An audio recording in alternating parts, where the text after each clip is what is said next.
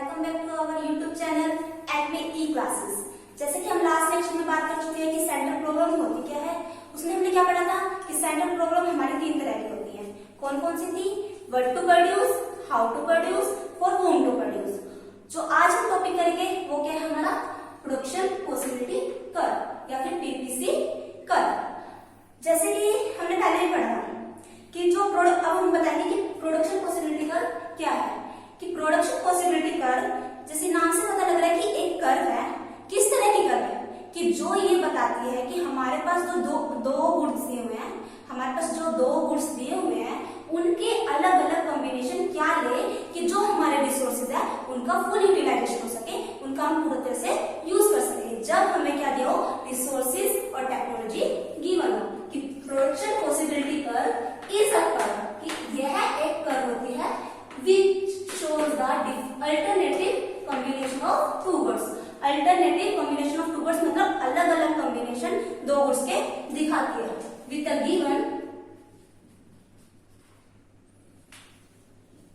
the given resources and technology।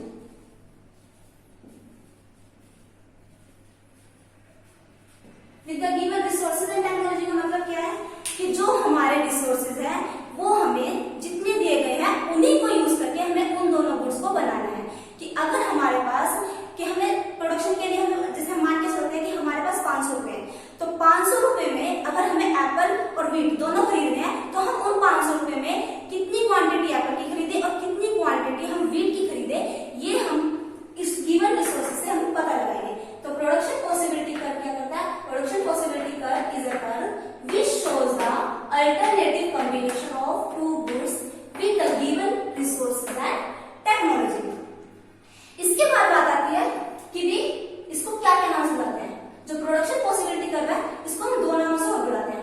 एक तो होता है प्रोडक्शन फ्रंटियर या फिर प्रोडक्शन बाउंड्री, दूसरा होता है ट्रांसफॉर्मेशन लाइन या फिर ट्रांसफॉर्मेशन कर्व। ये क्यों बोलते हैं? देखो, जो प्रोडक्शन बाउंड्री या प्रोडक्शन फ्रंटियर ये क्यों बोलते हैं? क्योंकि जो ये कर्व है ये हमारे क्या दिखाता है? हमने बताया अल्टरनेटिव कॉम्बिनेशन ऑफ 2 गुड्स दिखाता है कि मैक्सिमम कॉम्बिनेशन के मैक्सिमम उत्पादन हम कितना करें 2 गुड्स का जो हमारे पास गिवन रिसोर्सेज है उनसे। तो वही चीज होगी ना कि प्रोडक्शन बाउंड्री, कि जो ये बाउंड्री है, ये वाली जो हमारी कर्व होती है ये होती है हमारी प्रोडक्शन पॉसिबिलिटी कर्व। ये हमारी क्या दिखाती है कि ये दिखाते हैं कि हमारा मैक्सिमम प्रोडक्शन गुड एक्स का और गुड वाई का कितना हुआ। कि अगर हम यहाँ पर है तो हमारा क्या गुड एक्स का इतना प्रोडक्शन हो रहा है और गुड वाई का हमारा इतना हो रहा है। गुड एक्स को हम इतना बना रहे हैं, इतना बना रहे हैं, और जो गुड वाई हमारा या गुड वाई बना रहे हैं। अगर हम यहाँ पर है तो यहाँ पर क्या दिखा रहा है कि हमारा गुड एक्स कितना बन रहा है, ये हमारा गुड एक्स बन रहा है और ये हमारा गुड वाई बना रहा है। कि ये क्या दिखा रहा है इस कारण से कि भी हमारा प्रोडक्शन बाउंड्री कैसे कि मैक्सिमम आउटपुट हमारा कितना होगा जब हमारे पास जितने रिसोर्सेज है उसके अकॉर्डिंग हमारा मैक्सिमम आउटपुट कितना होगा। तो इसीलिए इसका नाम क्या पड़ा? Production boundary. उसके बाद आता है कि इसे ट्रांसफॉर्मेशन लाइन या ट्रांसफॉर्मेशन कर्व क्यों कहते हैं। देखो, हमने क्या किया, जो हमारे पास गुड एक्स थे, गुड एक्स को हम पहले कितना कम कर रहे थे, कितना कर रहे थे, मान के चलते हैं ये हमारे 20 है, ये 10 है, ये 20, ये 10 और ये 20। मान के चलते हैं कि हम पहले कितना कर रहे थे, गुड वाई का 20 यूनिट्स प्रोडक्शन कर रहे थे और गुड एक्स का कितना कर रहे थे, 10 यूनिट्स। अगर हमें इस गुड एक्स का प्रोडक्शन बढ़ाकर 10 यूनिट से कितना बनाना है, 20 यूनिट्स बनाना है, तो हमें क्या करना पड़ेगा, हमें गुड वाई का प्रोडक्शन कम करना पड़ेगा। हमने जब ये 20 यूनिट्स बनाया तो हमने कितना बनाया, 10 यूनिट्स। और जब हमने इसको 10 यूनिट्स कर दिया, जब हमने इसका प्रोडक्शन बढ़ाया 20 यूनिट्स, तो हमें गुड वाई का प्रोडक्शन 20 से कितना करना पड़ा, 10 units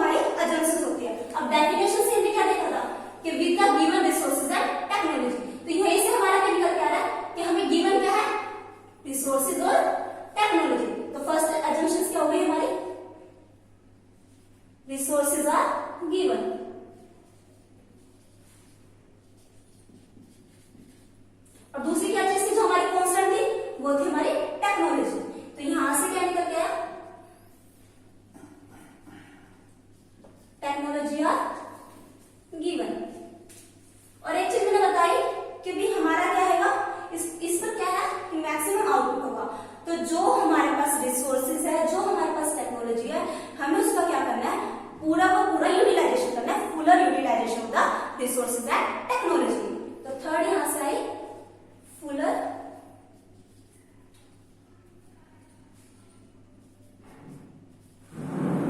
utilization of resources. Fuller utilization of resources के लिए अगर हम एग्जांपल लेके चले कि अगर हमारे पास दो गुड है, गुड एक्स और गुड वाई, जैसे अभी मैंने बताया भी है कि दो गुड है हमारे पास, गुड एक्स गुड वाई, कि हम रिसोर्सेज को इस तरह से लगाए कि भी हमारा जो क्वांटिटी है उसको अगर हम एक चीज को बढ़ाना चाहते हैं, अगर हम गुड एक्स को बढ़ाना चाहते हैं तो हमें गुड वाई की क्वांटिटी को कम करना ही पड़ेगा, क्योंकि हमारे पास हमने पहले लेक्चर में पढ़ा था रिसोर्सेज क्या होते हैं, अल्टरनेटिव होते हैं। और इस थ्योरी में भी हम मान के चलते हैं कि रिसोर्सेज हमारे पास गिवन है कि जितने हमारे पास है उतने ही है, उसी में हमें प्रोडक्शन करना है। तो जहां पर फुल यूटिलाइजेशन कहां पर होगा, वहां पर होगा जहां पर जो हमारे पास गुड एक्स दिए हुए हैं और गुड वाई दिए हुए हैं, अगर हमें गुड एक्स का प्रोडक्शन बढ़ाना है तो हमें क्या करना पड़ेगा, गुड वाई के प्रोडक्शन को कम करना ही पड़ेगा। तो ये थे हमारे तीन एजम्पशन के resources are given, technology are given और full utilization of the resources. अब हम बात करते हैं प्रोडक्शन पॉसिबिलिटी कर्व की। उससे पहले हम बात करते हैं कि प्रोडक्शन के जो अल्टरनेटिव कॉम्बिनेशन है, डिफरेंट कॉम्बिनेशन है, वो कैसे बनेंगे। जैसे कि हम मान के चलते हैं कि हमने यहाँ पे कितने कॉम्बिनेशन लिया है, A B C D and E. हमने यहाँ पे 5 कॉम्बिनेशन लिया है और हम क्या क्या खरीदना चाहते हैं, एप्पल खरीदना चाहते हैं और वीट खरीदना चाहते हैं। तो अब हम जो हमारे पास रिसोर्सेज है उनसे एप्पल का और वीट का कितना प्रोडक्शन करें या कितनी हम क्वांटिटी खरीदे, वो हमें कौन बताता है, प्रोडक्शन पॉसिबिलिटी कर्व। जैसे कि हमारा एक कॉम्बिनेशन क्या दिखा है कि अगर हमें 100 यूनिट्स ऑफ एप्पल चाहिए तो हम बिल्कुल भी वीट को नहीं खरीदेंगे। अगर हमें 90 यूनिट्स ऑफ, अगर हम इसकी क्वांटिटी को बढ़ा देते हैं, वीट हमें 0, जब हम पहले वीट बिल्कुल भी नहीं ले रहे थे, अगर हम वीट को 10 यूनिट्स लेना चाहते हैं तो क्या होगा, हमें एप्पल की क्वांटिटी को कम करना पड़ेगा। वो 100 से कितनी हो जाएगी, 90। अगर और ज्यादा, अगर हम 10 से इसको 20 करना चाहते हैं तो हमें क्या करना पड़ेगा, एप्पल की और बल्कि ज्यादा क्वांटिटी को कम करना पड़ेगा। यहाँ पर कितनी हो गई, 70। अगर हम फिर दोबारा से इसको 20 से 30 करेंगे तो कितना हो जाएगा, 70 से हमें 40 करना पड़ेगा और 30 से 40 बढ़ाना चाहेंगे तो हमारी ये क्या हो जाएगी, एप्पल की क्वांटिटी हमारी 0 हो जाएगी।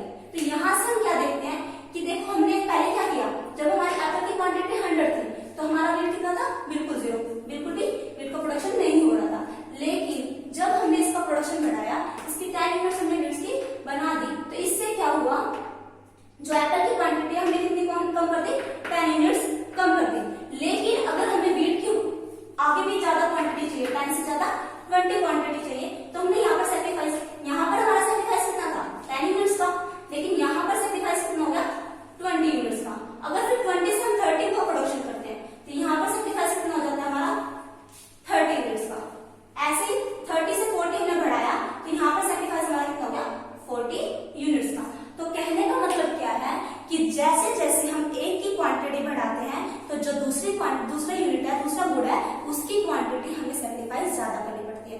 कारण क्या है कि ये जो हमारा प्रोडक्शन पॉसिबिलिटी कर रहा है, ये कब का टॉपिक है, ये वर्ल्ड वार के टाइम का है। जब क्या था कि जो पहले से फिल्म थी, जो कंज्यूमर गुड फिल्म थी, उन्हें भी क्या करना पड़ा था, अपना जिसमें वो एक्सपर्ट थी उस काम को छोड़कर उन्हें भी वॉर इक्विपमेंट बनाने के लिए वॉर इक्विपमेंट बनाने पड़े थे। तो यही कारण था कि जब ये टॉपिक, जब ये प्रोडक्शन पॉसिबिलिटी कर्व आया तो उस टाइम ये था कि जब हम एक चीज की क्वांटिटी को कम बढ़ाते चले जाते हैं तो हमें दूसरे का सैक्रिफाइस ज्यादा करना पड़ता है। इसी चीज को अगर हम डायग्राम से दिखाएं तो ये रहा कि जैसे हमारा एप्पल था वो हमने ले लिया good by apple Y axis पे, और जो हमारी वीट थी हमने ले ली एक्स एक्सिस पे।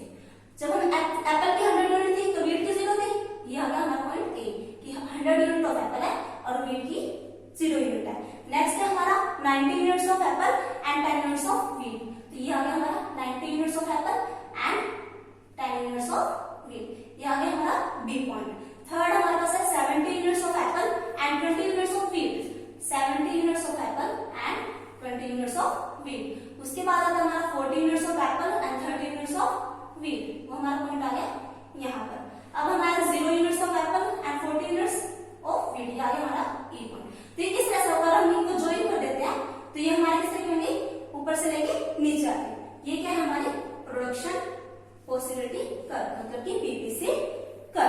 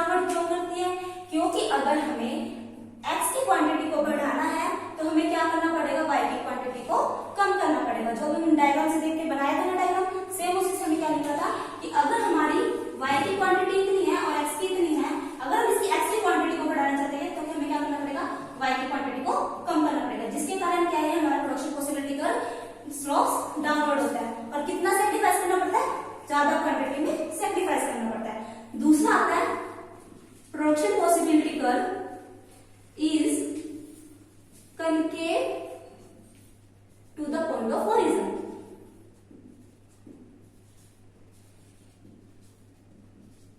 ओरिजिन हमारा कहाँ है, यहाँ पर। ये देखो कनकेव है ना, कनकेव मतलब गुफा के आकार का, तो है ना कनकेव, तो ये क्या होता है, production possibility curve is concave to the origin. Concave क्यों है, वो भी हमारा सेम वही है कि हमें क्या करना पड़ता है, सैक्रिफाइस ज्यादा करना पड़ता है, हमें गेन कम होता है। इसी कारण से जो हमारा प्रोडक्शन पॉसिबिलिटी कर्व है वो कैसा होता है, slopes downward and concave to the origin. ये दो इसकी प्रॉपर्टीज है। हमने क्या क्या कर लिया कि प्रोडक्शन पॉसिबिलिटी कर्व क्या है, इसका शेड्यूल क्या है, इसे कैसे बनाते हैं, इसका कर्व क्या है, और अब हमने देखा प्रोडक्शन पॉसिबिलिटी कर्व की प्रॉपर्टीज क्या है। अब हम देखते हैं कि प्रोडक्शन पॉसिबिलिटी कर्व में जो पॉइंट्स होते हैं वो हमें क्या दिखाते हैं। जो अलग अलग पॉइंट्स हमें प्रोडक्शन पॉसिबिलिटी कर्व पे दिए होते हैं वो हमें क्या शो करते हैं।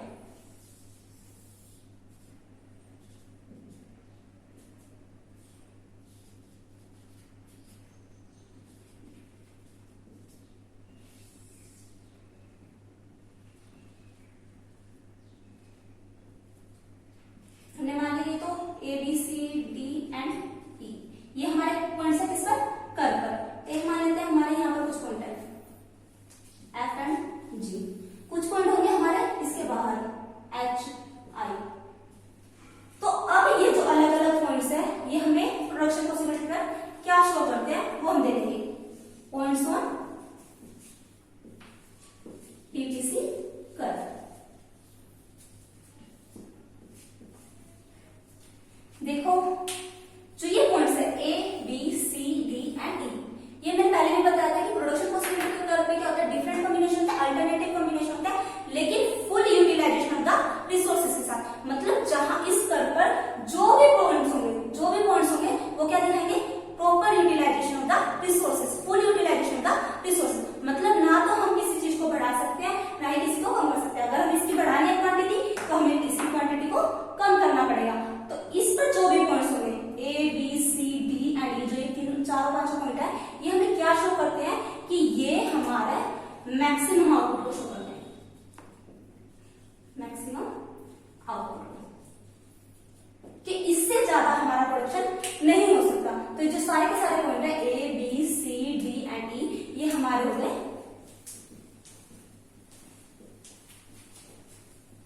ये हमारे पॉइंट्स है फीजिबल पॉइंट्स या अटेनेबल पॉइंट्स। मतलब जिसे हम अटेन कर चुके हैं। जैसे एग्जांपल लेके चले, अगर हमारे पास 1000 रुपए है और हमें किस पे खर्च करने हैं, गेहूं और एप्पल पे खर्च करने हैं, तो हम उन 1000 रुपए को पूरी तरह से इस कॉम्बिनेशन में खर्च कर रहे हैं कि भी गुड एप्स भी खरीद रहे हैं, गुड वाले भी खरीद रहे हैं। मान लिया ये था हमारा वीट और ये है हमारा एप्पल। बस डिफरेंस क्या होता है इन चार पॉइंट पे, डिफरेंस क्या होता है कि जैसे हमारा बी पॉइंट है, यहां पर हम क्या कर रहे हैं, वीट की ज्यादा क्वांटिटी खरीद रहे हैं और एप्पल की कम क्वांटिटी खरीद रहे हैं। अगर हम सी पॉइंट में देखें तो क्या होगा, हम इससे मतलब पहले हम ले रहे थे इतनी क्वांटिटी, अब कितनी क्वांटिटी ले रहे हैं, बस इतनी क्वांटिटी, और हमारी एक्स की क्वांटिटी कितनी हो गई, इतने से बढ़कर इतनी हो गई। ऐसे हमारा डी पॉइंट है कि अब वाई की बाकी और ज्यादा क्वांटिटी कम होगी और एक्स की बढ़ गई। तो बस डिफरेंस क्या होता है इस पॉइंट, इस कर्व पे जितने भी पॉइंट होंगे कि ये दिखाएंगे कि हमारा अलग अलग कॉम्बिनेशंस को, कि भी हमारी कॉम्बिनेशन क्या होगी, एक्स होगी और वाई होगी, लेकिन जो रिसोर्सेज है फुली यूटिलाइज है। अगर हम बात करें इन पॉइंट्स की, एफ और जी पॉइंट की, एफ और जी पॉइंट की, ये हमारा होता है under utilization of the resources के कारण, कि हमारे जो रिसोर्सेज हमारे पास जो दिए हुए हैं वो क्या है, अंडर यूटिलाइजेशन है। जैसे कि हम एग्जांपल लेके चले कि जैसे कि हमारे पास जो हमने बोला था 1000 रुपए है, 1000 रुपए में से हम 500 रुपए तो खर्च कर देते हैं, लेकिन 500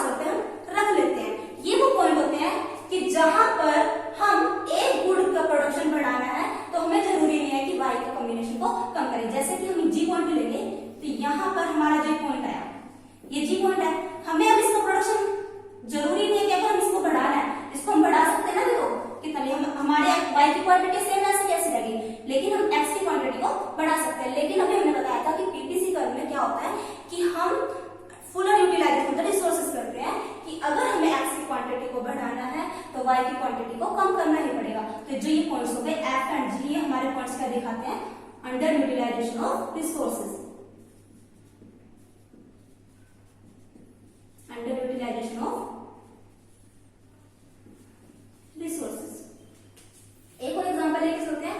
जैसे कि आपका 40 मार्क्स का एग्जाम हुआ है, 40 मार्क्स का पेपर हुआ है, तो आप उसमें सबसे ज्यादा मार्क्स कितने ले सकते हो? 40/40 ले सकते हो। तो वो हमारे किस पे आ जाता है?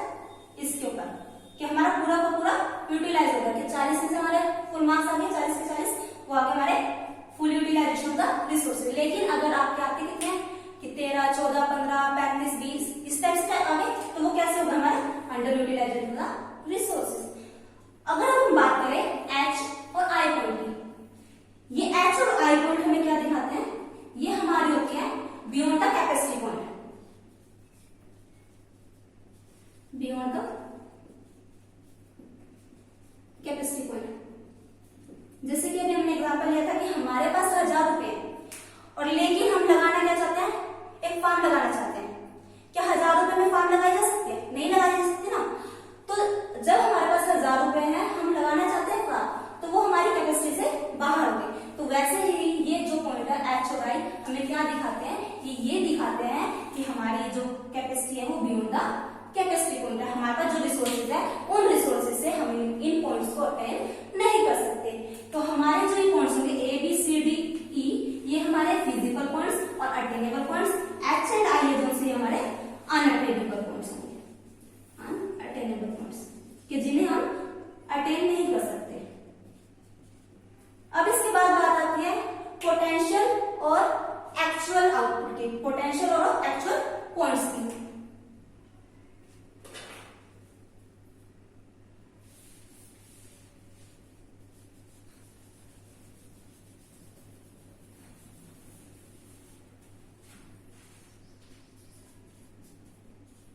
Potential and actual points. देखो, जो भी हमारे पॉइंट्स इस कर्व के अंदर होंगे, जो भी हमारे पॉइंट्स जो ये A to E point curve है इसके अंदर होंगे, वो हमारे क्या होंगे? पोटेंशियल। मतलब कि जैसे अभी मैंने एग्जांपल लिया था वो वाला एग्जाम वाला कि 40 मार्क्स का आपका एग्जाम होता है, तो उसमें से आपके 40/40 आ गए, तो वो कैसे 40/40 आए या फिर 40 में से ज्यादा से ज्यादा 40 ले सकते हो, लेकिन कम नहीं होंगे 13, 14, 20, 35 इनके कुछ भी हो सकते ना। तो वो हमारे कैसे हो जाएंगे? जोन से फुल बाय फुल ना होंगे, कम हो, वो होते हमारे पोटेंशियल। पोटेंशियल होते हैं हमारे जो टोटल होते हैं, हमारे मतलब जो 40 मार्क्स के एग्जाम है, अगर हमारा 40 आउट ऑफ 40 आ जाते हैं, वो आ गया हमारा पोटेंशियल। लेकिन एक्चुअल में होता क्या है कि हम लाते कितने हैं कि 20, 30, 35 इस तरह के जो मार्क्स आते हैं वो हमारे होते हैं एक्चुअल वाले। तो इस कर्व में जो हमारी ये कर्व है वो हमें दिखाती है पोटेंशियल आउटपुट, लेकिन जो इसके अंदर वाले होंगे जैसे कि हमारा F और G पॉइंट्स, ये हमें क्या दिखा रहे हैं? Actual output. तो ये जो हमारा एक्चुअल आउटपुट होता है हमेशा ही हमारा less than equal to potential output. कहने का मतलब क्या है कि आप या तो ज्यादा से ज्यादा 40/40 ला सकते हो मार्क्स, या फिर उससे कम ही ला दो। तो मतलब जो एक्चुअल आउटपुट है वो हमारा कहता है पोटेंशियल आउटपुट से कम या उसके इक्वल होता है। अब आता है कि हमारा पीपीसी में शिफ्ट और रोटेट कब होता है। तो जो हमारी प्रोडक्शन पॉसिबिलिटी करना है उसमें शिफ्ट कब आएगा या फिर वो रोटेट कब होगी? Shift and rotate of the PPC curve. उससे पहले हम देखेंगे कि शिफ्ट क्या होता है और रोटेट क्या होता है। शिफ्ट में क्या होता है कि अगर हमारे पास कोई चीज यहां पर है, वो पूरी की पूरी या तो पूरी की पूरी लेफ्ट में चल जाए या पूरी की पूरी राइट में चल जाए, तो ये क्या होता है? शिफ्ट होना। तो शिफ्ट है कि एक पोजीशन से पूरी की पूरी या तो राइट में चला जाना है, पूरी पूरी लेफ्ट में चल जाना। लेकिन रोटेट क्या होता है? रोटेट होता है कि अगर आप एक पोजीशन पे हो तो सिर्फ एक एंड में चेंज होना। मतलब अगर पहले हम यहाँ पर थे, उसका एंड यहाँ पर चेंज हो गया यहाँ पर, लेकिन जो फर्स्ट एंड है ये ऐसे कैसे रहेगा? या फिर जैसे हम एग्जांपल ले लें, अगर हमारा ये वाला पॉइंट यहीं पे है, ये वाला पॉइंट यहीं पे है, लेकिन जो ये वाला पॉइंट है ये चेंज होगा रोटेट, और जो ये है हमारे होता है शिफ्ट ऑफ द पॉइंट। तो शिफ्ट क्या हुआ, अब हमारा पीपीसी में शिफ्ट कब आता है, प्रोडक्शन पॉसिबिलिटी कर्व में हमारा शिफ्ट कब आता है, जो हम लेके चले थे resources and technology are given. जब हम रिसोर्सेज और टेक्नोलॉजी में चेंज होने के कारण जो हमारे दो गुड्स हैं उन दोनों में चेंज हो, व्हेन द प्रोडक्शन ऑफ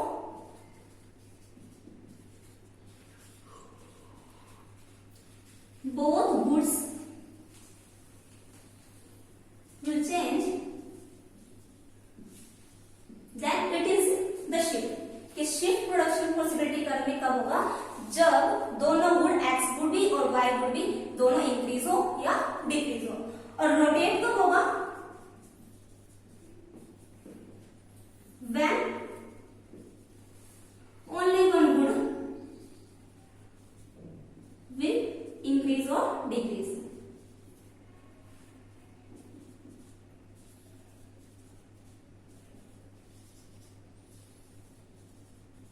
जब या तो सिर्फ एक्स गुड में इंक्रीज हो या फिर वाई गुड में इंक्रीज हो। तो हमने क्या देखा, शिफ्ट क्या होता है, रोटेट करता है। प्रोडक्शन पॉसिबिलिटी करने का होता है कि जब दोनों गुड ही चेंज हो जाए, दोनों गुड की पोजीशन चेंज हो जाए रिसोर्सेज और टेक्नोलॉजी में चेंज होने के कारण, तो वो होगा हमारा शिफ्ट। और रोटेट कब होगा, जब दोनों गुड में से सिर्फ एक गुड इंक्रीज या डिक्रीज हो। जैसे कि हम एग्जांपल के से दिखाते हैं, डायग्राम के लिए दिखाते हो, देखो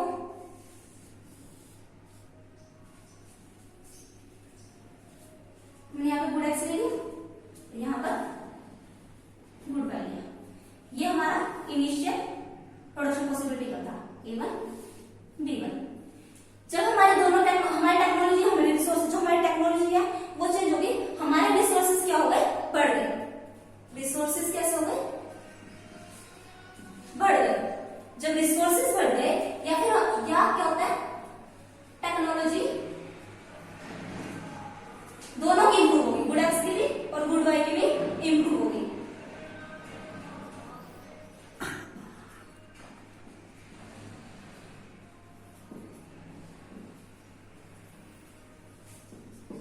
जब या तो रिसोर्सेज बढ़ गए या टेक्नोलॉजी दोनों की इंप्रूव होगी, तो क्या होगा, जो ये प्रोडक्शन पॉसिबिलिटी कर रहा है ये ऊपर की तरफ शिफ्ट हो जाएगी।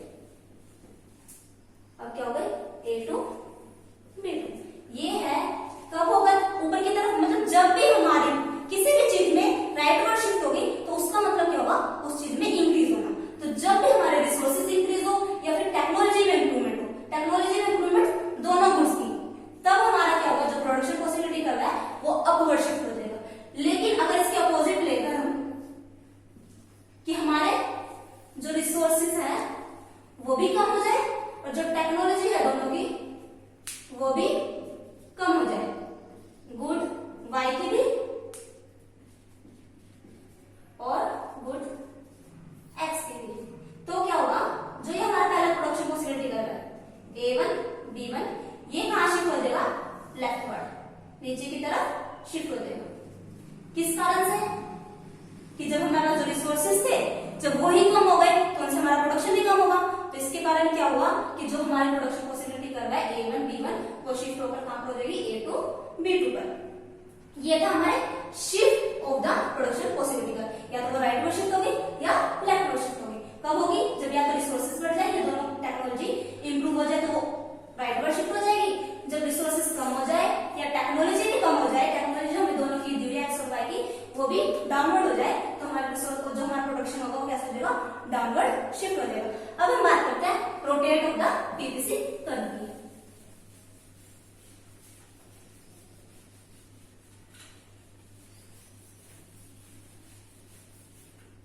अब आता है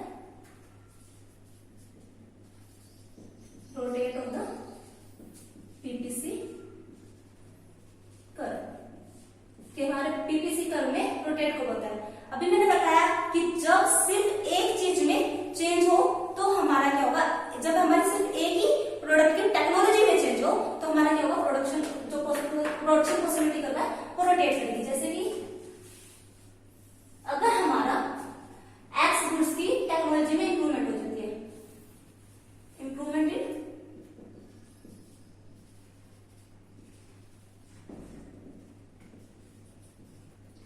टेक्नोलॉजी ऑफ गुड एक्स।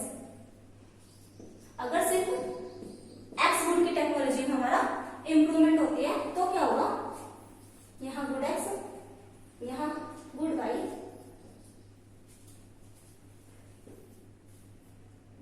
देखो ये हमारी इनिशियल प्रोडक्शन पॉसिबिलिटी करती A1 B1, किसकी में इंप्रूवमेंट हुआ, एक्स गुड की टेक्नोलॉजी में इंप्रूवमेंट हुआ ना। तो क्या होगा, जब जिसकी टेक्नोलॉजी में इंप्रूवमेंट होगा, जैसे कि अगर हम पहले एक्स गुड जो भी था उसमें हम लेबर लगा रहे थे, अब हम क्या कर रहे हैं, कैपिटल यूज कर रहे हैं। जिसकी टेक्नोलॉजी में इंप्रूवमेंट होगा उसका क्या होगा, प्रोडक्शन बढ़ जाएगा, तो इसका प्रोडक्शन बढ़ जाएगा, वो प्रोडक्शन बढ़कर कहां हो गया, B2 पे चला गया। लेकिन जो हमारा वाई गुड है वो तो सेम ऐसे कैसे है, इसको कैसे लिखेंगे, X by Y increase, technological increase. इसका मतलब क्या है कि एक्स की टेक्नोलॉजी में इंक्रीज हुआ लेकिन वाई हमारा कैसे रह गया, कांस्टेंट रह गया। तो वाई के जो प्रोडक्शन है वो तो ऐसे कैसे रहेगा, लेकिन जो एक्स का प्रोडक्शन है वो B1 से बढ़कर कहां हो गया, B2 पे चला गया। तो जो प्रोडक्शन पॉसिबिलिटी करवाई जाने वाली वो कैसी होगी, वो इस तरह की होगी कि जो रोटेट होगा, ये देखो अब क्या है कि एक पॉइंट तो हमारा ऐसा कैसा है, ये A1 है, इसका प्रोडक्शन तो ऐसा कैसा है, लेकिन जो गुड वाई का, जो गुड एक्स का प्रोडक्शन है वो बढ़कर B1 से कहां पर चला गया, B2 पर चला गया। ये किस कारण का, improvement in technology of good x. ऐसे ही अगर हमारी रिडक्शन हो जाता है, reduction in technology of good x में हो जाता है, तो क्या होगा, जो ये हमारे इनिशियल है,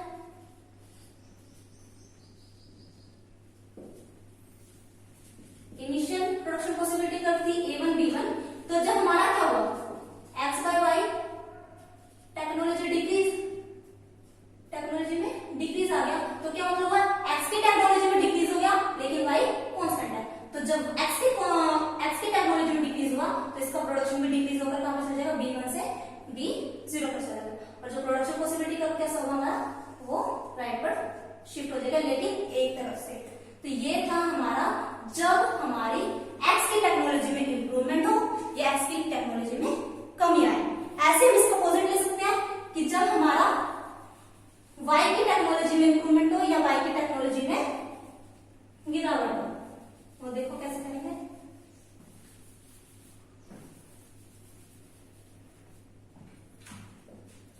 when technology of Y increase,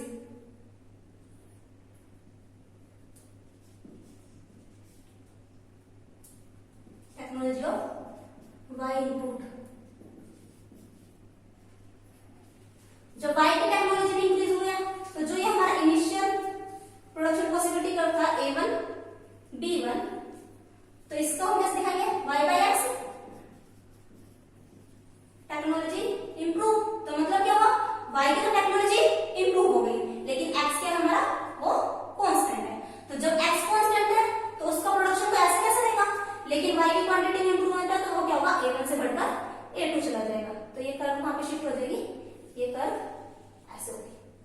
तो ये क्या था कि y की टेक्नोलॉजी में इंप्रूवमेंट के कारण हुआ शिफ्ट। ऐसे अगर हमारी टेक्नोलॉजी ऑफ y है वो डिक्रीज हो जाती है, कई बार ऐसा अगर हम होता है ना कि हमारी टेक्नोलॉजी कम बढ़ जाए तो उसके कारण क्या होगा, जो y बाय एक्स है टेक्नोलॉजी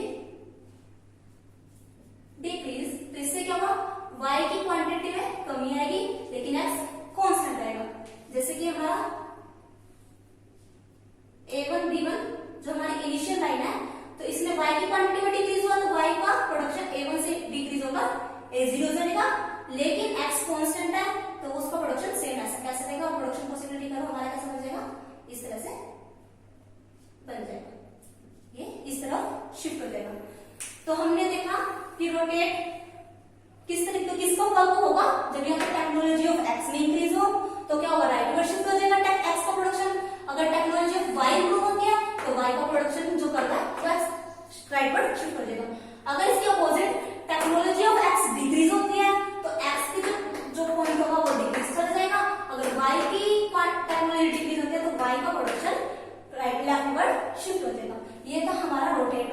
पीपीसी कर्व। अभी हमने देखा शिफ्ट भी देख लिया, हमने देख लिया rotate of the PPC curve भी देख लिया। अब आता है इसके बाद कि पीपीसी कर्व और सेंट्रल प्रॉब्लम ऑफ इकोनॉमी जो हमने कल पढ़ी थी उसके बीच में कैसा रिलेशन है, कि हम पीपीसी कर्व से सेंट्रल प्रॉब्लम को किस तरह से शो करते हैं और उसको सॉल्व कैसे करते हैं। PPC curve and central problem of economy. हमने क्या पढ़ा था सेंट्रल प्रॉब्लम ऑफ इकोनॉमी में? 3 टॉपिक पढ़े थे। क्या होते थे? What to produce, how to produce और व्होम टू प्रोड्यूस। तो हम सबसे पहले देखते हैं PPC and what to produce. देखो हमारे पास 2 गुड है, गुड एक्स और गुड वाई। ये हमारे होते हैं पीपीसी कर्व। अब हम क्या प्रोड्यूस करें ये हम कैसे देखेंगे पीपीसी कर्व में, कि जो इस पॉइंट पे इस कर्व पर लाई करे, कि अगर हम इस पॉइंट पर है, इस ए पॉइंट पर है, तो हम क्या कर रहे हैं, वाई गुड्स का इतना प्रोडक्शन कर रहे हैं, एक्स का इतना प्रोडक्शन कर रहे हैं। अगर हम एक्स का बढ़ाना है तो हमें क्या करना पड़ेगा, वाई का कम करना पड़ेगा और एक्स का तब बढ़ेगा। तो ये हम पीपीसी कर्व से कैसे सोल्व करेंगे, व्हाट टू प्रोड्यूस, कि अगर हमें किसी चीज की क्वांटिटी को बढ़ाना है तो हमें दूसरी को कम करना पड़ेगा, अगर दूसरी की क्वांटिटी को कम करना है तो पहले को बढ़ाना पड़ेगा। इससे हम पीपीसी कर्व से इस तरह से हम शो करते हैं। जो सेकंड प्रॉब्लम आती थी वो क्या थी, PPC and how to produce. और हाउ टू प्रोड्यूस क्या थी, कि टेक्नोलॉजी कौन सी हो, हम लेबर इंटेंसिव टेक्नोलॉजी यूज करें या कैपिटल इंटेंसिव टेक्नोलॉजी यूज करें। हमने पिछले लेक्चर में बताया था मैंने कि लेबर इंटेंसिव टेक्नोलॉजी क्या थी और कैपिटल इंटेंसिव टेक्नोलॉजी होती क्या। लेबर इंटेंसिव क्या थी, कि जहां पर हम लेबर का ज्यादा यूज करते हैं और कैपिटल्स का कम होते हैं। और कैपिटल इंटेंसिव टेक्नोलॉजी क्या थी, कि जहां पर हम कैपिटल्स का ज्यादा यूज करें और लेबर का कम करें। तो हम इसीलिए ये देखेंगे कि पीपीसी कर्व और हाउ टू प्रोड्यूस में कैसे, कि अगर हमारे पास यहां पर हमने ले लिया गुड एक्स, यहां गुड वाई, अगर हमारे पास जो प्रोडक्शन है वो लेबर से हो रहा है तो क्या होगा, अगर प्रोडक्शन लेबर से हो रहा है तो प्रोडक्शन कैसा होगा, कम होगा, क्योंकि लेबर की कैपेसिटी कैसे होती है, कम होती है। मशीन ज्यादा प्रोडक्शन करती है। 1 घंटे में अगर मजदूर 2 यूनिट बनाते हैं तो मशीन क्या बनेगी, 10 यूनिट बनाएगी।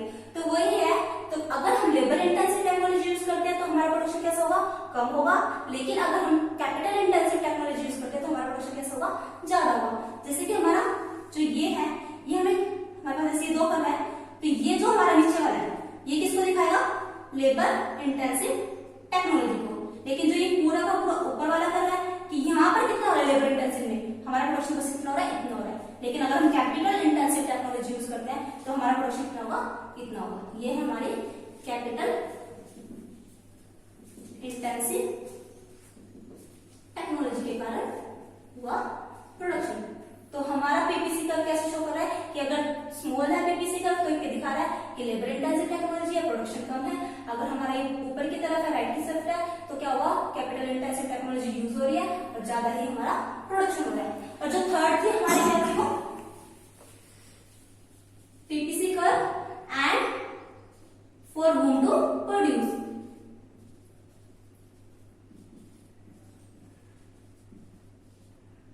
कि पीपीसी कर्व है और व्होम टू प्रोड्यूस में हमने क्या देखा था, कि हम किसके लिए प्रोडक्शन कर रहे हैं।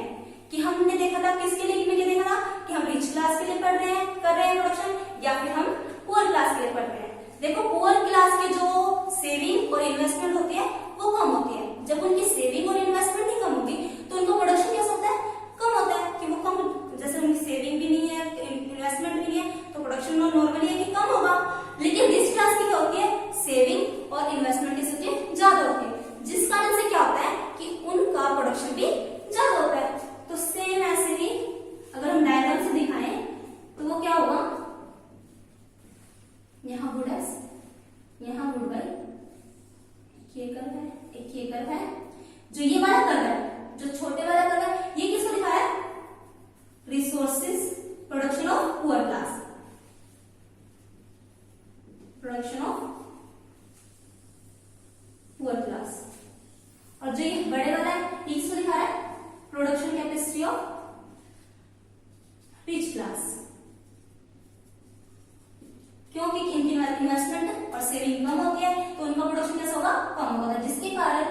प्रोडक्शन पॉसिबिलिटी कर्व भी क्या होगा, कम होगा। लेकिन जो रिच क्लास के लोग होते हैं उनकी सेविंग और इन्वेस्टमेंट ज्यादा होती है, तो उनका प्रोडक्शन पॉसिबिलिटी कर्व क्या होगा, बड़ा होगा, ऊपर की तरफ होगा, जो दिखाएगा कि उनका प्रोडक्शन ज्यादा हो रहा है। तो ये थी कि प्रोडक्शन पॉसिबिलिटी कर्व और सेंट्रल प्रोग्राम ऑफ इकोनॉमी किस तरह से रिलेटेड है। तो आज हमने क्या क्या देखा, हमने देखा कि प्रोडक्शन पॉसिबिलिटी कर्व क्या होती है, फिर हमने देखा उसकी एजम्पशंस क्या है, फिर हमने उसका शेड्यूल बनाया, फिर उसका ग्राफ बनाया, फिर हमने देखा कि प्रोडक्शन पॉसिबिलिटी कर्व की प्रॉपर्टीज क्या होती है। उसके बाद हमने देखा कि प्रोडक्शन पॉसिबिलिटी कर्व किस तरह से सेंट्रल प्रोग्राम ऑफ इकोनॉमी के साथ डील करती है। इसके साथ साथ हमने देखा था कि शिफ्ट और रोटेट प्रोडक्शन पॉसिबिलिटी कर्व में कब होता है। तो आज के लिए इतना ही, और फिर अब जो आगे नेक्स्ट टॉपिक होगा वो होगा हमारा opportunity cost, marginal opportunity cost, जो कि हम